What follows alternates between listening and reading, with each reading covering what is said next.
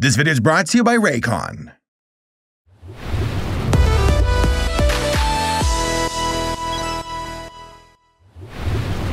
Unstable Fables is a film trilogy from the late 2000s that features some of the ugliest character designs I've ever seen. And yeah, that's saying something. What the hell is even that? At some point in the production for these films, somebody said, yeah, I'm gonna put a dick on this character's face and call it a nose, and nobody stopped them. That's a penis. And it's not just the designs. The writing for these films? Oh, it's pretty bad.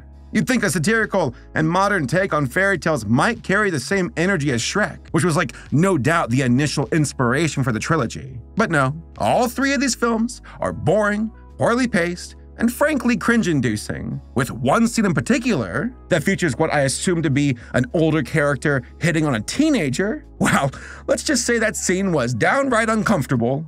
Maybe, Lucky, maybe you're a wolf. God, what out-of-touch company is responsible for such a tasteless Okay, that makes sense. Oh wait, no, you too? No, Jim Henson Company, you're better than that. Oh, I guess we all have our occasional losses.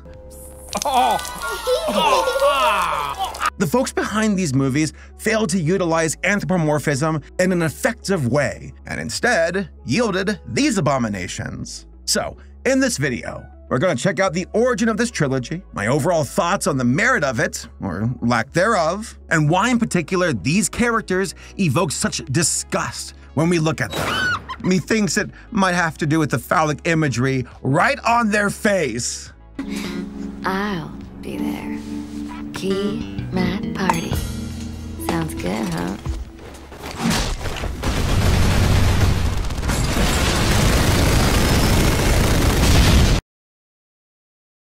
So, what are the origins of the Unstable Fables trilogy? Well, it was a joint effort from the Weinstein Company, gross, the Jim Henson Company, based, Piranha Studios, and Flame Ventures. According to this press release in May of 2006 from AWN.com, the Weinstein Company was taking aim at capitalizing on the cultural trend at the time of irreverent modern retellings of old fairy tale stories. The Weinstein Company previously had success with Hoodwinked, and they wanted to keep it going with Unstable Fables. So, a team was formed, with the goal of releasing 3 straight-to-video films within a single year. I guess the housing market crash was the second worst thing to happen in 2008. Key people involved in the production of Unstable Fables included Howard E. Baker, who is the director of all 3 films, executive producer Eric Robinson, and then a variety of writers for each respective film, with even Craig Bartlett, the creator of Hey Arnold, co-writing for 3 Pigs and a Baby.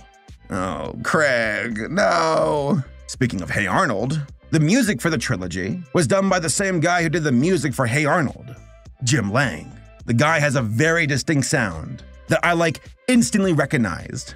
You know that one from Hey Arnold? Yeah, that's in the movie. All 3 of them. Now, for what it's worth, each film has behind-the-scenes features that talk about the production of each movie, with the director, the writers, voice actors, and whatnot. It gives you an idea that this trilogy wanted to be Shrek. I mean, a modern and satirical retelling of fairy tales. That's what they meant. Some of the most unexpected challenges for creating these stories was making sure that these old tried and true stories were still going to bubble up through the modern retelling, that we weren't just telling a completely different story with the same old characters. Not Shrek, not even close. Why even asking? It's not Shrek. That was never the point. Looking back, I don't know if these movies were financially successful. There's no way to measure it for me because they don't have a box office. Well, they do, but it's barely anything because these were straight to video.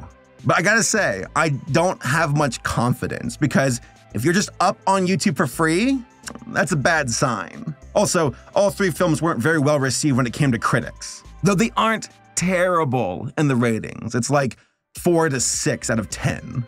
Now, each film is competently made, but truth be told, that just makes them forgettable. Except for one glaring trait, the designs. Folks, it's time to suffer. See? That's what makes you special. Get out of here! So, what are the films about? Well, unlucky for you guys, you can actually watch them all for free on YouTube. I actually hopped into a call with my friend Rishi to watch the entire trilogy because I hate her, and we streamed it on Twitch, and yeah, I shared that suffering with the rest of my viewers too. Even got some footage from the stream to share with y'all, so you can see our genuine reactions in real time. Now, the first of the 3 films is 3 Pigs and a Baby. Released in March of 2008, the movie is about 3 pig brothers being pursued by this league of wolves who are trying to eat them. But of course, that pesky brick house is just too tough to blow down. So, what do the wolves do? Well, guys, it's quite simple. The wolves leave a baby wolf at the doorstep of the pigs, with the goal of the pigs adopting the baby, raising the wolf until he's a teenager, winning the teenage wolf to their side by seducing him with a girl wolf who is presented as sexy. They ask the wolf teen to leave the key to the brick house under the doormat outside, and that's how the wolves get the pigs. It's the long con. Yeah, it took them about 16 years, but hey, what a payoff. Even if it fails, don't worry. They got a giant fan that was created by a German wolf scientist voiced by Tom Kenny. That's right, the guy who voices SpongeBob. Just a nice and simple story, you know? Unstable Fables. Oh yeah. Whoa, it was so unstable. Before you're parboiled, you 3 pigs have any last God, those noses are the worst. They're incredibly distracting. Flashback. Oh, so meta. So meta indeed. It's like, it's so insincere. Oh, look at the suburban I'm... Hold on. We've got to look at that here for a second. I know there's the idea of stylization, you know? Ooh. Oh my God. I just don't get it. Who looks at this and says, yep, this is it, Chief? Like, look at those pursed lips under the nose. And I know it's trying to be all cartoony and goofy looking, but like, it's just uncomfortable. I don't like it. It's a big old wiener snout. It's a big old wiener snout. Wiener schnitzel. Do you think that when they kiss, like, their big old schnoots have to kind of like get squished to the side? They kind of have to like push them out of the way. They have to move their noses out of the way. Has evolution ever generated a species like that where it's like, man, we have to wing it, man. We don't even know how to have a kiss. You know what the design reminds me of? Like if we had to compare it to something that's in real life. What? The elephant seals. They've kind of got those big honkin' schnozzes and like a little mouth underneath, right? Yeah, they get the big old. Well, the males do. They get the big old noses, and they use it to like puff up. Okay, let's watch Angry Birds with a gun. Yes. Yeah. Yeah, fuck that chicken. The chicken. Ew! Ew! Aw. Oh my God, the way it's running! That was awful. The way it moved is so awful. Oh, I see it now. Oh, he's kind of got like that 5 o'clock shadow. Someone gives you $10,000. You have to kiss this guy in the mouth, though. That guy? I do it for $10,000. For 10,000? Only $10,000? Only. I get to kiss this guy for $10,000. Do you think it tastes like bacon? Maybe, but only if it's like uncured. BS uses his voice. He's like, I got a brick in my pants. You go ahead and kiss that pig. It's Lalo God, Solo. the lips are so awful. It's so weird looking. He's got a little soul patch. This is Lalo Salamanca's persona. Here's what we're gonna do, alright? We're gonna watch a furry trilogy from the mid-2000s made by Harvey Weinstein, alright? This guy fucks, no doubt. Ah, gross. Probably not very well. By the way, folks, don't forget, girls have eyelashes, guys have eyebrows, all right? If you have eyelashes and you're a guy, shave them off. Don't do that. Dude, Guy looks like he has a smelly dick. That wolf... Please don't say that. Oh my God. Everyone's like, why? God, these noses. Damn. Awful. Hey, it's all good, bro. Okay, lots to do. So because of a snout, it works better for the pigs, but for everything else, it's awful. Yeah, because it's not as obtrusive as like a wolf snout. Right. Gotta gather straw, time into bundles. God, Balls need to be it's put just up. not Walking appealing. mud bath goes over there. And cows don't look much better. They don't. They're awful, as a matter of fact. Aw, they're leaving with a little wolf puppy. Who gave birth to it? The token female character? I don't know. And they were just like, okay, I don't give a shit. God, stop it with your flippity floppity. They're flippity floppity snoots. They're dick snoots. I don't like them. They're cock Please, snouts. they are cock snouts. I don't like them. Ew. Oh god, it's not cute. Ew, I thought maybe it might be a little cute, but it's not. Mission accomplished! Who gave birth to this baby? Where's the mom? I don't know. Does the mama just not give a shit? Did they like fucking kidnap a pregnant woman and then just they've got the mother held captive? We got Just gave away her baby? Oh, it's an Amazon baby, that makes sense. Amazon baby, yes. Oh, ah. Ew, gross, awful. Hi, it's me. Get it away. It's got gums. Daddy! Wait, Daddy? Hold on. Who said we were actually Daddy? This place is too crowded already, and now I don't want to hear him say daddy. No, I want to hear him say daddy again. I do? Okay, here we go. Wait, Daddy? Hold on. Daddy? When he hits you with that Twitch donation. Daddy. Oh my god. Next, there's Tortoise versus Hare. Released in September of 2008, this entry in the trilogy is about, you guessed it, the tortoise and the hare. Except that the race that disgraced the hare was years ago, and the poor guy can't live it down. The tortoise, though, is a huge success, and the two live next door to each other for some reason and are still rivals. But what happens when another race is held, but it includes parents and their kids? Oh, hijinks occur, and also underage drinking. I'm not joking. Tortoise versus the hare. I kind of like the approach they're taking right now with this, but not for a full-blown movie, but maybe for a short. All of these movies, I feel, would have worked way better if they were just like 30-minute shorts at most. 30 minutes. This tortoise fucks. Look at that face. Look at his body. What a Chad. That's his wife. When did this one come out? The animation looks a little better. The turtles look better. They all came out in 2008. I mean, and when I say it looks better, I mean not by much, but the tortoises have better designs. Oh, that's not they, saying much yeah, either. maybe it's just the designs look a little bit more appealing. America's canon in this universe, awful. Yeah, these all came out in 2008, all of them. Wow. Well, I guess by the third one, maybe they learned to polish their models just a little bit more. That's generous. The backgrounds still look pretty ass, though. I don't think there's any polishing. I think they're all made at the same time. Oh gosh, maybe my standards have just been lowered by so much that even finding like a design slightly more appealing makes me be like, oh, it looks better. It's eroded you away. Watching movies with you will do that. Yeah, it's just the first of like 3.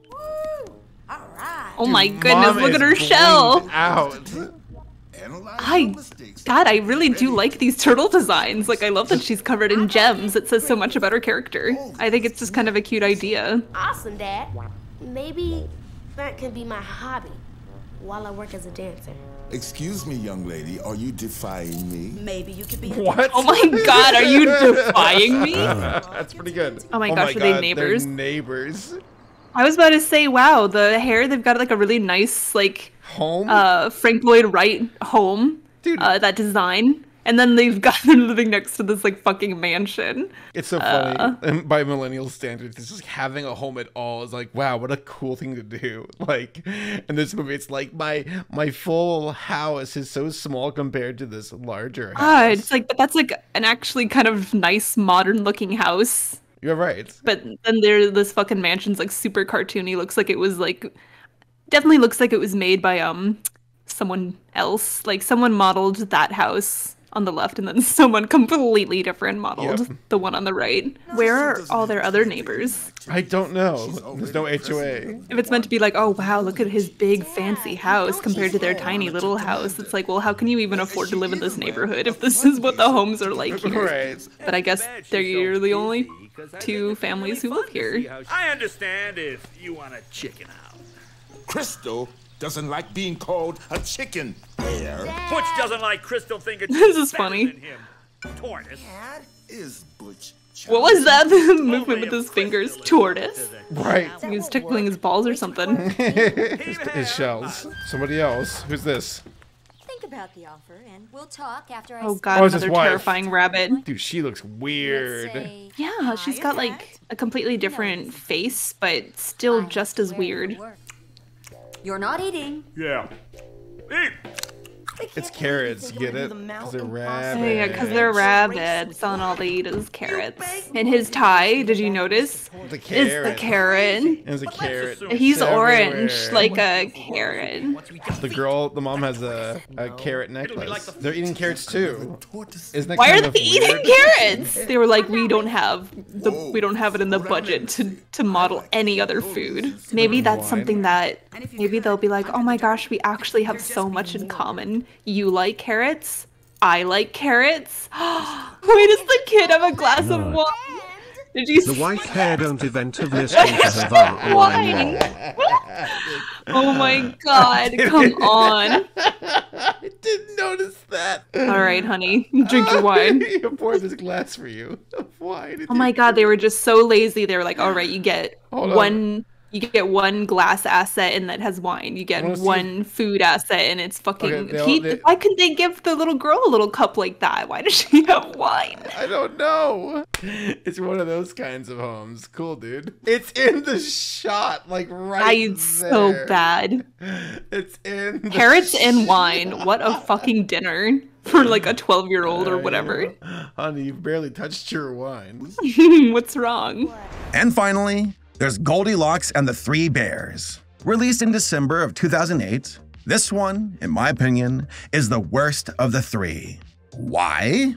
Because it does the entire reality TV meta thing, which can be incredibly cliche and cheesy if not done right. Surf's Up from Sony with the penguins, they were able to pull that off with its documentary approach. But for Goldilocks and the Three Bears, yeah, let's just say I avoided reality TV shows for a reason. Because they sucked. Oh god, the colors for this fucking title, the logo is so bad. Ooh, it's all glamorous looking. What the hell? Why does that bear look like it's from Open Season a bit? Ew, his eyes. Alright, okay. Let it begin. Look at that fucking pig cookie jar. It's got its ass up in the air. Presenting its... It is presenting. It's ready. For cookies. Please, oh please, just take my fucking... Take my cookies. Please just reach right in. I'm ready. Ew, stop. This is awful. I thought he was beatboxing for a second. His nose, awful, awful, awful, awful. Their noses. Oh, that's right. Here we go. Matt, I think it's time to call in a professional. Everyone's presenting in this movie. Okay, there's Goldilocks. Oh, that's Goldilocks with like her boring straight hair. Goldilocks was supposed to have like, you know, locks. You two. This is our room, Rhonda. Yeah. And we're gonna bang right in front. I thought you were This lady, is she the gay aunt or something? That's kind of what she comes off as. Look at this poodle's face. He's so fucking angry. It's so squashed. Ew, you see a little ponytail? Oh no, he's got like the full patch in the ponytail. Ah! Look at the dog! The dog is ready to throw down. Oh my god. Oh, it's gonna throw itself out the window. I thought it was going to jump. I kind of thought it was gonna jump. Instead of it being a home makeover, it's Gordon Ramsay helping with the porridge. Right. Oh my god, I wish Gordon Ramsay was in this fucking The porridge movie. is hot! You fucking Rottweiler! It looks like it's a layer of just like a flat dimension of buildings. Yeah, I mean, they didn't really put a lot of detail into the fucking backgrounds. Right. They probably just Or made the like movie the in general. outward. It's just like the outward skeleton, you know. This looks like shit that I could have seen in like my introductory Maya class that people could have built. You know, these buildings are so rudimentary. Simple stuff. Well, Yeah, there's like no no stop shade to signs. like your introductory fucking college class where you learn how to build buildings in Maya for the first time. Is this the But same? that's what this looks like. Is this the same school building that they used for the other Unstable Fable movie? Oh shit, you're right, it is the same! They used the exact same set, which, you know, hey, Oh. might as well if you got it, but it's pretty obvious. Yeah. You were able to notice, but like I didn't even pay enough attention to realize it. So I'm sorry, that's the same pig from the last movie too. You're right. I'm seeing like a lot more repeats now. Where's some unique stuff? The goose looks new at least. These characters are all new at least. Figure it out. Lucky duck. Whoa! Fucking slurped Eat up that that sandwich in one bite. I gotta look at this. Whoa! Look at her ears. What's going on? What are these characters? Okay, so we got the pig girl with her ears, and I think the pig girl was the one who flirted with the wolf boy in the first film. And this ears are fucking off the walls. They grabbed her ears and stretched them out. I don't remember that. Look at the lizard girl's neck. Just yoink. Is she a lizard? I thought she was like a fucking emu or something. No, that's some kind of lizard. Definitely a lizard, I guess. Yeah. You know the. Oh, he is digging her. Pig. Let's see. The hairstyle on the pig with like the pink bow kind of looks like Helga. It does. The fucking pigtail. Her mouth like was just attached to her nose, like as a part of the muzzle. Right. I think the design would look really cute, honestly. Well, but the face is just so fucked. It's like it doesn't work. You got all of this extra nose before the actual nose, and it's like because the boy bear doesn't actually look nearly as bad as the rest because he doesn't have the weird phallic nose as they do. Yeah, but it's still pretty bad. Look at the neck. It's kind of got like a Sid. I swear these people like took so much inspiration from like Ice Age and wanted to imitate that style, but it looks horrible. Oh, stop, dude. Jesus Christ, dude, calm down. There's a cardiologist now. You know, we were just talking about the school dance. Has anyone asked you to? What the fuck? Oh no, he's spagooed all over. Don't look at me. Loser. Loser. I Whoever came up with this idea clearly just wanted to see the little furry girl covered in white cream. I get it. You can't even. I'm a furry. I get it. You can't even pretend. Jerry. The zoom in fade out too. Fuck. So, what are my overall thoughts on this cursed trilogy? To be honest, I feel a lot of pity for it. There are some very good creators who are involved in the production of these movies. Craig Bartlett, Jim Lang, and even the director has some kind of filmography that isn't total schlock. I actually looked up to see who the character designers were for Three Pigs and a Baby, and that would be Chris Sasaki and Eric Robles. Chris here has been involved in multiple Pixar films, and Eric with Glitch Techs and Fanboy and Chum Chum, which I gotta admit, that show's been growing on me throughout the years. All in all, I'm trying to say is that people with genuine talent were involved in these films. But be that as it may, the overall tone, direction, and substance of this trilogy was lacking. First off, each movie, and I mean every single one of them, could have easily been 10 minutes in length. There was no need for them to be feature length. They could have been animated shorts, easily. There's just so much fat attached to these films that just pad out the runtime with needless fluff. The actual plot of each film is relatively thin, and they stretch it out. Oh no, we need a climactic moment with Goldilocks and the Three Bears, so let's make a Simon Cowell owl persona, accompanied by some unnecessary American Idol parody, cause f you. That's why. If I had to rank the films, I'd say Tortoise and the Hare is first, followed by Three Pigs, and then Goldilocks. Tortoise and the Hare had the most material to work with, and had some genuine moments with the parents and their kids. But again, bad pacing. Three Pigs and a Baby was just complicated and stupid, and also bears the sin of having those god-awful designs. But Goldilocks and the Three Bears? Oh, that was genuinely painful. None of the characters were likable, the pacing was excruciating, and the reality TV cliche just came across as awkward and corny. Now, for what it's worth, the voice acting was fine for each film. Nothing to write home about, but you know, serviceable.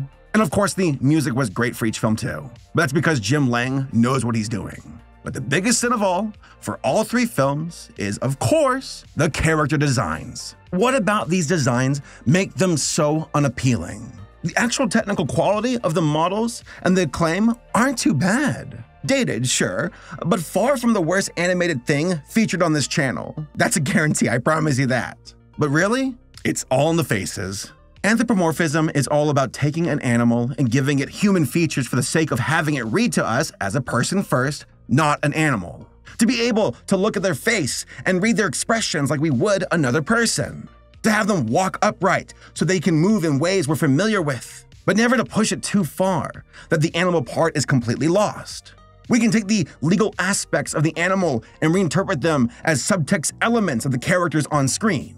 Now, the real balancing act when designing anthro characters is deciding what elements of the animal and the human to blend together. Do it correctly, and you can have gorgeous character designs that feel like animals given sentience, like in Zootopia. But the risk you run, though, is when the designs become too human, that it's less of an animal given human traits and more of a human given animal traits, and thus can land your design squarely in the uncanny valley.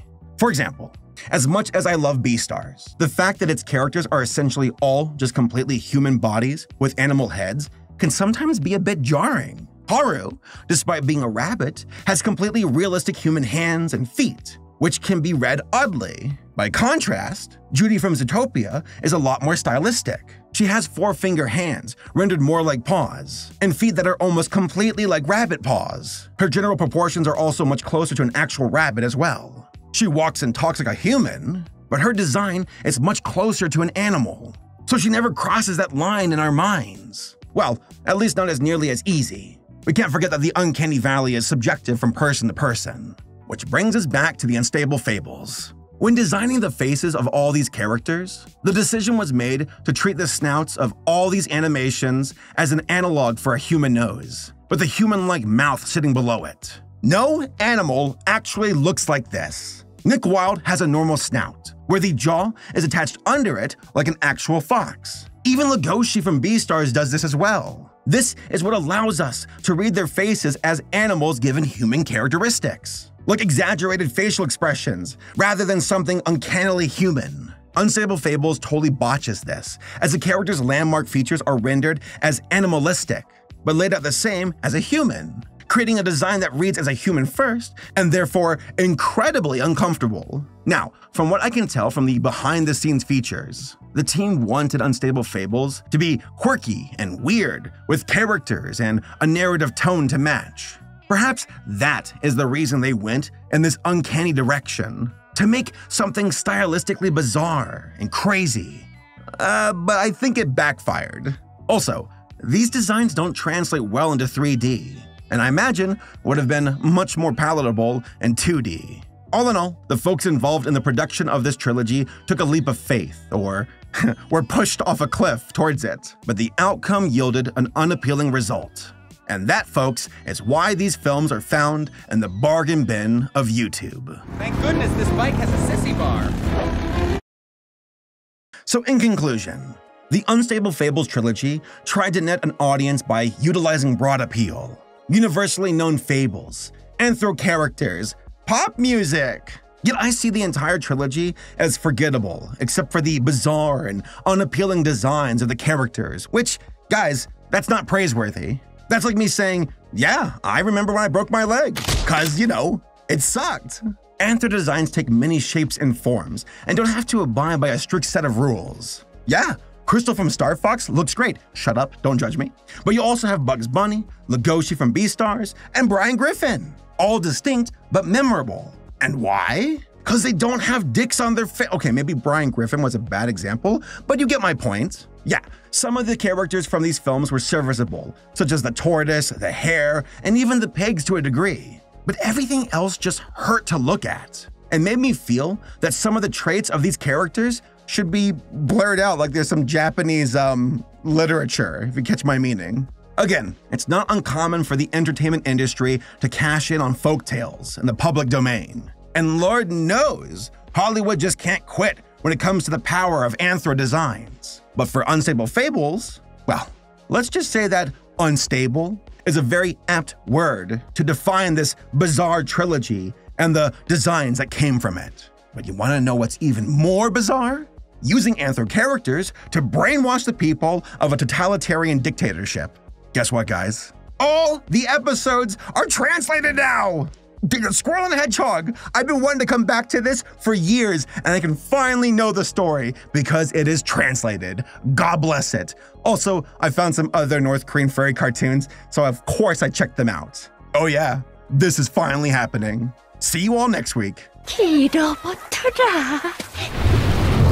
I want to give a big shout out to this video sponsor, Raycon. When you're looking for a gift that everyone needs, Raycon is the way to go. You know what folks don't need? They don't need two little white stems hanging out of their ears, getting caught up like the AT-AT walker from Star Wars. God, I'm such a nerd. Why'd I make that as an example? It's apt, it does apply. But luckily, you got Raycons. They're sleek, stylish, and come in a range of colorways to match anyone's style. They're wireless earbuds, headphones, and speakers that offer premium sound, useful features like the tap functions for pausing your music, and an almost custom comfortable fit, and up to 54 hours of battery life. And guess what? You can find them in the store now. Walmart, Kohl's, but you can also order them online, such as my voice cracked. buyraycon.com/Saberspark. Yeah, that link. And click on that, and you can buy yourself a pair today.